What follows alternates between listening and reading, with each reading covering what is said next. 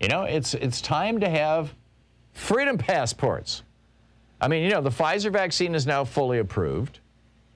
Those of us who did the right thing and got vaccinated are sick and tired of living half a life because of the COVIDiots out there who refuse to get vaccinated. In my opinion, it's time to let them stand on the outside of society looking in rather than the rest of us. You know, no shoes, no shirt, no passport, no service. California and New York have created their own certificates of vaccination that could be used as passports. Clear, the company that speeds you through airports based on biometrics like your fingerprint, they're offering a COVID passport. I have one with them, in fact.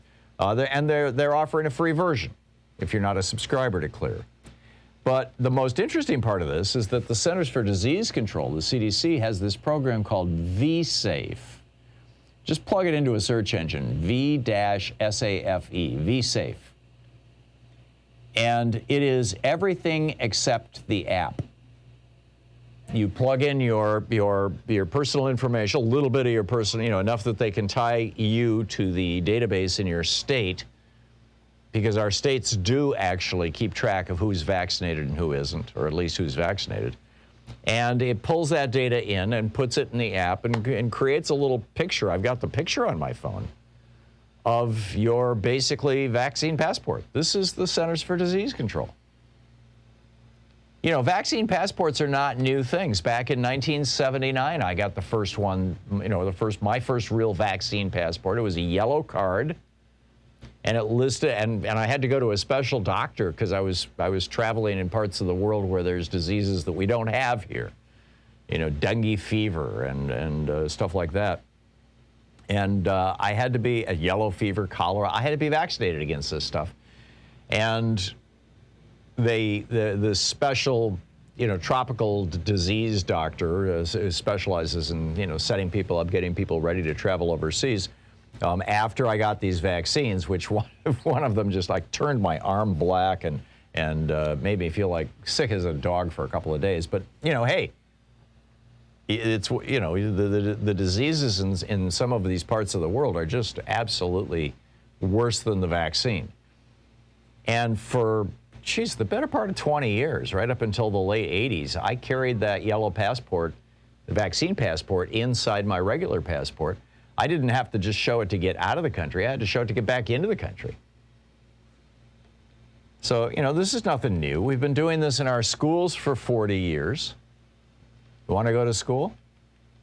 Show your vaccine status.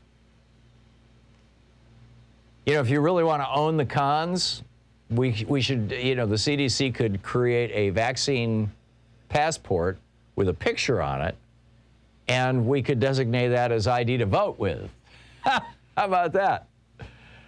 Anyhow, IATA is doing this, the International Air Transport Association. They're coming up with one. IBM is coming up with one.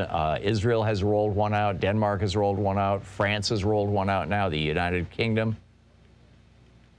I mean, people say, oh, but what about my freedom? Well, what about my freedom not to die?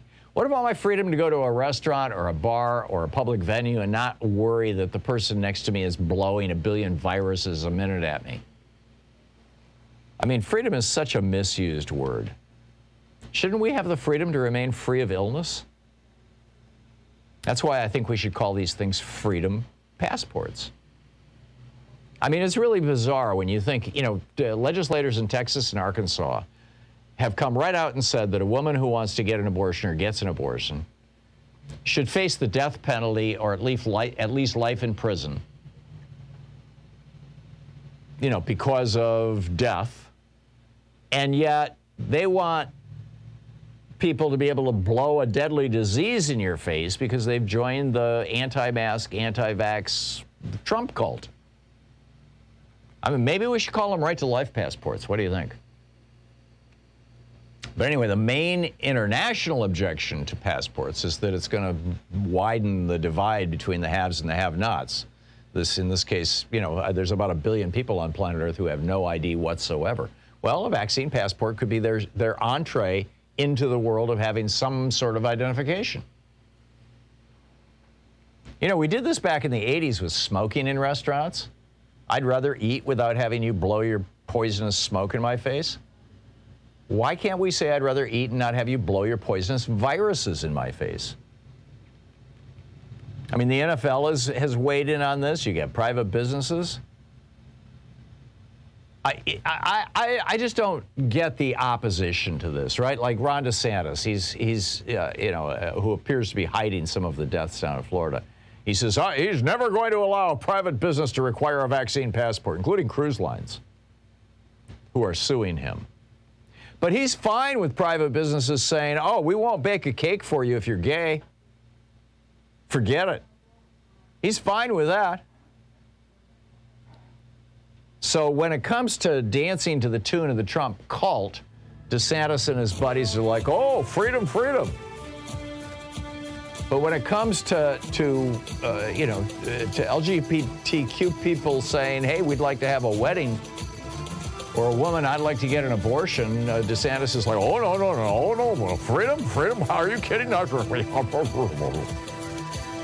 So call them freedom passports. What red-blooded Nazi armband-wearing, Confederate-flag-waving patriot could object? This is the Thom Hartmann Program. I mean, it's freedom passports.